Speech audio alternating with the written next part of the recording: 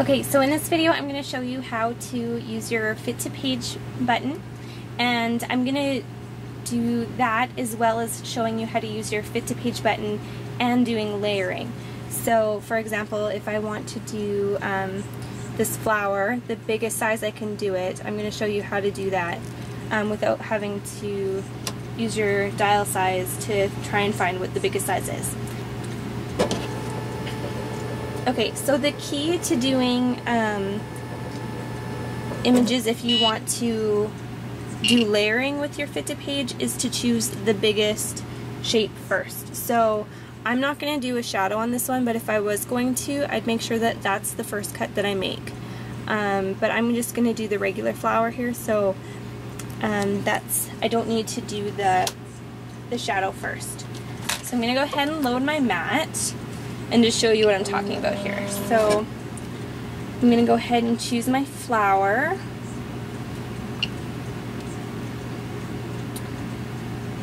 So it's going to show up here, and I'm going to put my Fit to Page on. And the reason I'm doing green is because that's going to be my background. So my layers are going to be the color of the flower, so I'm starting with green.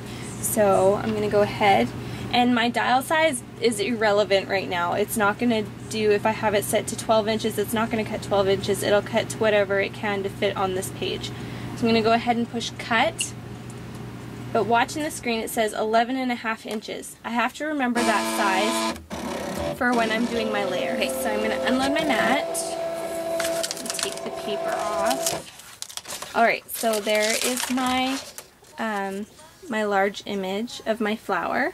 So next I'm going to choose my next color. I'm going to do, the next one is this layer one here. So I'm just going to grab some paper and put it on my mat. And then I'm going to load my mat into my machine. And I'm going to take my Fit to Page off because I don't want it to do the layers at Fit to Page, otherwise it won't work. So now is the time that I'm going to dial my size dial to what it said it was cutting at. So it said 11.5, so I'm going to go up to 11.5, and then I'm going to push layer 1 and the flower.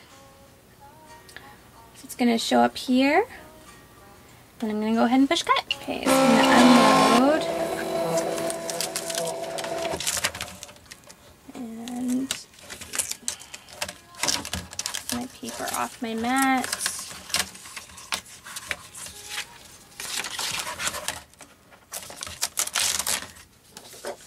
Okay, so there's my next step.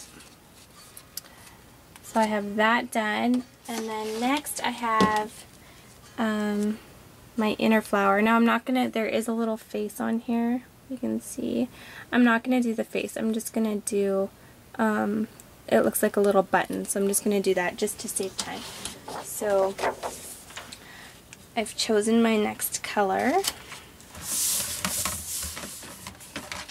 And I'm going to go ahead, hope my corner's not down, load, and my next one is on layer 2, and then I can even push repeat last just because it's going to do the same, because I didn't have to use shift, so it'll do the correct image. And I'm leaving it at 11.5 because it's going to be to scale of my flower. So I'm going to go ahead and push cut. Okay, so unload, take my paper off.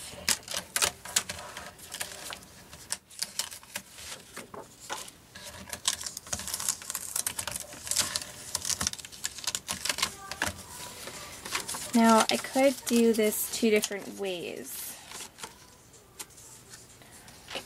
I could do it like this and then put the two buttons for the, or the two dots for the button, or I could just put my image in like that, or my little button flower in like that.